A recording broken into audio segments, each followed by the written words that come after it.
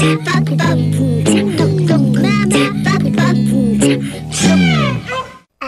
allez, une histoire.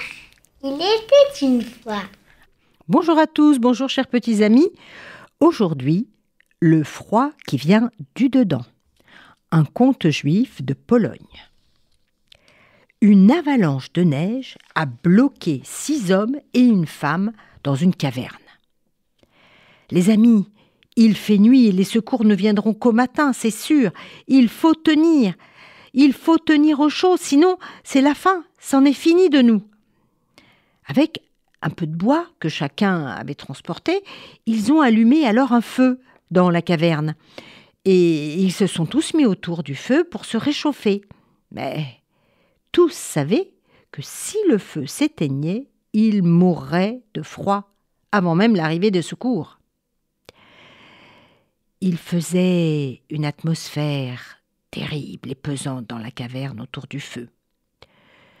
Le premier de ces hommes qui devait mettre son bois sur le feu était quelqu'un de méchant, d'égoïste et de raciste, qui trouvait que tous ceux qui l'entouraient avaient la peau trop foncée.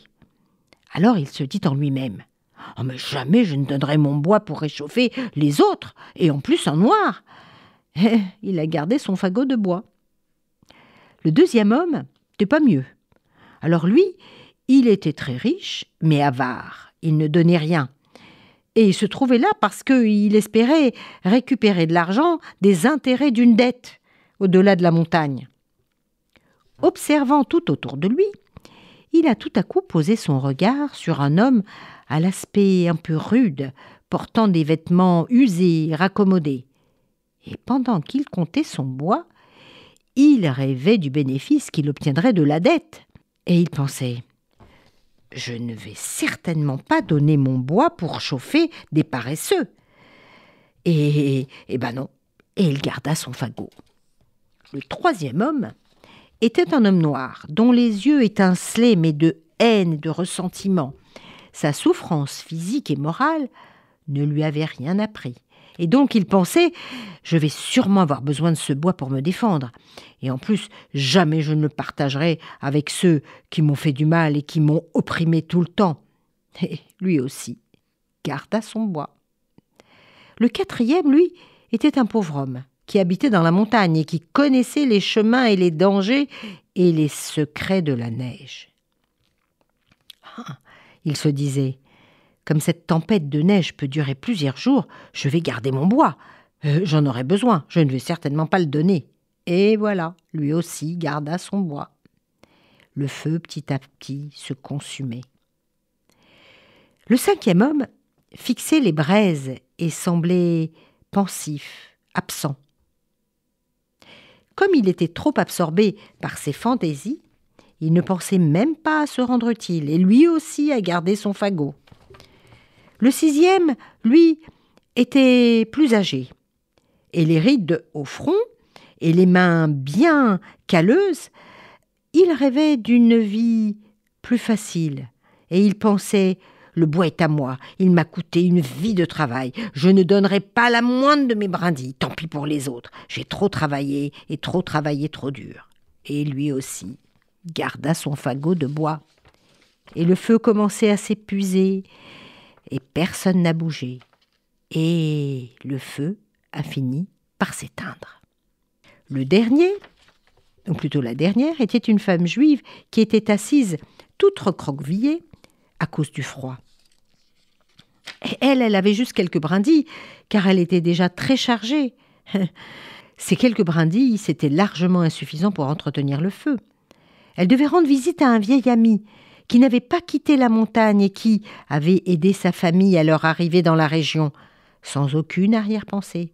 Il n'était pas juif, il n'était pas croyant, mais sa foi était en l'homme, en son cœur, en son intelligence. La générosité de cet homme avait permis à toute sa famille de survivre, puis de bien s'installer, et enfin de trouver du travail dans la vallée pour tous.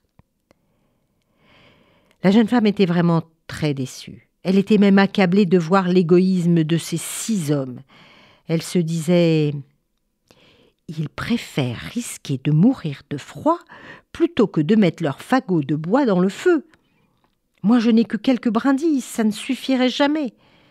Leur égoïsme est tel qu'ils choisissent de se mettre eux-mêmes en danger plutôt que de partager. Mais c'est incroyable. Et elle se mit à pleurer dans son coin. Alors, par désespoir, elle jeta sa poignée de brindilles, sachant bien que ce n'était pas suffisant et que ces quelques brindilles n'allaient pas entretenir le feu, ni même le rallumer un peu. Alors elle pria. Et elle pria les hommes de réfléchir à leurs actes. Elle pria Dieu de réveiller dans leur cœur un petit peu de générosité. Elle espérait qu'ils retrouvent la raison. Et tous s'endormirent de fatigue. Et les braises allaient finir par s'éteindre complètement. Dans un sursaut, elle prit les fagots des mains de ceux qui dormaient et les jeta dans le feu. La vie, avant tout, on lui avait toujours appris ça. Et au petit matin, quand les secouristes arrivèrent, ils s'attendaient à trouver 7 cadavres congelés, un triste tableau. Et le chef d'équipe commenta « Ce n'est pas le froid qui venait du dehors qui aurait pu les tuer. C'est le froid qui venait du dedans. Heureusement, madame, que vous avez agi. Et vous avez agi avec un cœur, avec votre cœur de dame. Car la vie avant tout. » Elle fut remerciée, cette femme juive, par tous les autres qui enfin comprirent qu'il faut partager et que c'est la vie avant tout. Au revoir à tous.